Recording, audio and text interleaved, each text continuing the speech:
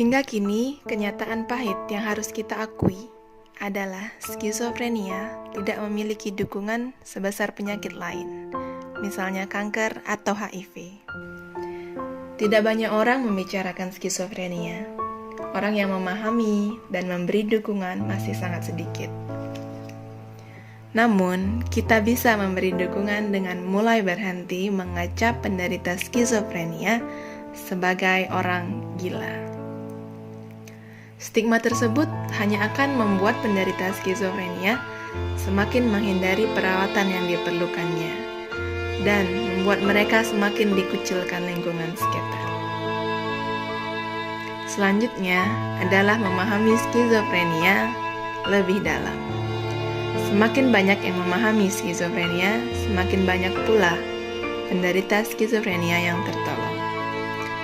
Untuk itu, mari kita mengenal salah satu gejala skizofrenia, yaitu halusinasi.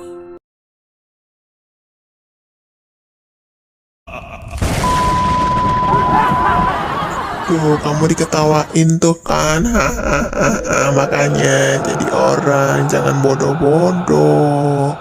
Punya banyak utang. Semua orang juga punya utang. Kita harus berusaha supaya kita tidak punya utang. Kayaknya polisi Semangat. nyariin kamu tuh gara-gara kamu punya utang. Kabur. Kabur kemana kamu sekarang? Itu tadi merupakan gambaran yang dirasakan penderita halusinasi pendengaran atau auditori. Bisakah kita membayangkan itu dirasakan setiap saat, sepanjang hidup? Menyiksa dan menakutkan, bukan? Mari kita simak informasi berikut ini. Halusinasi adalah gangguan persepsi yang membuat seseorang mendengar, merasa, mencium, atau melihat sesuatu yang sebenarnya tidak ada. Penyebabnya multifaktorial, namun yang paling umum yaitu gangguan kejiwaan, gangguan saraf otak, cedera kepala berat, hingga penyakit stadium lanjut. Pada halusinasi pendengaran, penderita dapat mendengar suara-suara yang bersifat positif maupun negatif. Kadang pula mereka mendengar suara banyak orang yang membuat bising. Halusinasi ini paling sering terjadi pada pasien skizofrenia. Penderita terlihat bicara dan tertawa sendiri, hingga marah-marah tanpa sebab. Halusinasi penglihatan atau visual melibatkan indera penglihatan yang membuat penderitanya seolah melihat sesuatu, tetapi benda tersebut sebenarnya tidak ada. Halusinasi visual bisa berupa objek, pola visual, manusia, atau cahaya, bahkan hal-hal yang menyeramkan. Halusinasi penciuman atau olfaktori melibatkan indera penciuman. Pada kondisi ini, seseorang bisa mencium aroma wangian atau justru bau yang tidak sedap.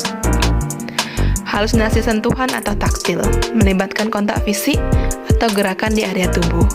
Misalnya seseorang merasa seolah disentuh atau digeliti oleh orang lain, padahal tidak ada orang lain di sekitar.